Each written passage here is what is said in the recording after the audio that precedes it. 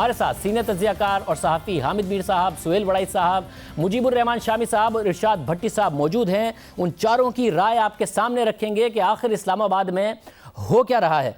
सबसे पहले हामिद मीर साहब, एक ज़ाहिर है एक बहुत ही ज़बरदस्त सूरत हाल थी। 15 महीने पहले कहा जाता था कि मुल्क की तारीख के मजबूत तरीन वज़ीर आज़म है, अक्सरियत नहीं है मगर ताकत बहुत है, क्योंकि इदारों की सपोर्ट है, मीडिया की सपोर्ट है, इस्टेब्लिशमेंट हो, इसके अलावा अदलिया हो, सब एक पेज पर नज़र आ रहे थे कि भाई ये मुल्क में इस हुकूमत को सपोर्ट करना है। ये अचानक आपको लगता है कि पॉलिटिकल कैपिटल लूज़ किया है और वज़ीर आज़म ने जो तकरीर की उसका जो जवाब उन्हें चीफ जस्टिस साहब की तरफ से आज मिला है वो दुरुस्त जवाब है? वज़ीर आज़म को तकरीर पहले नहीं करनी चाहिए थी जब फैसला ही उनका था, ईसीएल से नाम हटाने का इख्तियार भी उनका था? देखिए, इसमें तो कोई शक नहीं है कि इमरान खान साहब जब हुकूमत में आए थे तो उनके बारे में आम तासुर यही था कि उनको पाकिस्तान के तमाम रियासती इदारों की हमायत हासिल है और मीडिया भी उनके साथ बहुत फ्रेंडली था और हवाएं तो उनके हक में चल रही थी। लेकिन उसके बाद 3 महीने गुजरे, फिर 6 महीने गुजरे, उन्होंने कहा कि आप हमें 6 महीने दे दें, उसके बाद तनकीद करें। 6 महीने गुजर गए, फिर कहा 9 महीने दे दें, फिर 1 साल गुजर गया और फिर आपने देखा कि अचानक इमरान खान साहब जो हैं वो पहले तो सिर्फ अपोजिशन के साथ मुहाजराई कर रहे थे, फिर उन्होंने मीडिया के साथ मुहाजराई शुरू कर दी, फिर उन्होंने जुडिशरी के साथ भी मुहाजराई शुरू कर दी और फिर उन्होंने अंदर अपने साथ ही मुहाजराई शुरू कर दी। यानी कि इसका मतलब यह है कि पार्टी के अंदर भी उनके बहुत ग्रुपिंग हो गई है, जो कि एक कोई सीक्रेट नहीं है, वो सबको पता है।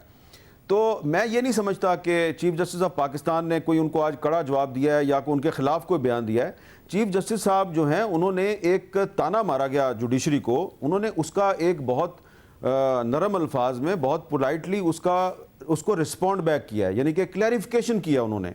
मैं ये बिल्कुल नहीं समझता कि उन्होंने उसको कड़ा जवाब दिया है। उन्होंने कुछ हकायक बयान किए हैं। आप देखें जो वज़ीर आज़म का 2 दिन पहले का जो स्टेटमेंट था उसमें वो खुद कह रहे हैं कि ये एक परसेप्शन है कि पाकिस्तान में ताकतवर के लिए और कानून है और कमज़ोर के लिए कोई और कानून है। तो उन्होंने तो परसेप्शन की बात की थी। आज चीफ जस्टिस ऑफ पाकिस्तान ने कुछ रियलिटी आपके सामने पेश किया है, हकायक का आईना आपको दिखाया है कि भाई आप उस जुडिशरी पे तानाजनी कर रहे हैं जिस जुडिशरी ने एक वज़ीर आज़म को तौहीन अदालत में नाअहल करार दिया, दूसरे वज़ीर आज़म को अकामा में उन्होंने ना सिर्फ नाअहल करार दिया बल्कि फिर उसको एक और केस में कन्विक्ट कर दिया और वो जेल चले गए। और उस वज़ीर आज़म को पाकिस्तान की जुडिशरी ने बाहर जाने की इजाज़त नहीं दी। ये पहले आपकी काबीना का फैसला था। काबीना ने कहा था कि 4 हफ्ते के लिए वो इलाज के लिए बाहर जा सकते हैं, सिर्फ मोडेलिटीज़ तय किए हैं हाई कोर्ट ने। तो जिस तरीके से वज़ीर आज़म ने 2 दिन पहले जुडिशरी पर तानाजनी की और उसके बाद फिर उनके बहुत से वज़रा जो हैं उन्होंने बयानात दिए और फिर उनके कुछ वज़रा जो हैं वो यानी कि ट्वीट्स कर रहे हैं, कुछ वीडियोस को टैग कर रहे हैं उसमें, तो एक कंपेन चला दिया तहरीक इंसाफ ने जुडिशरी के खिलाफ।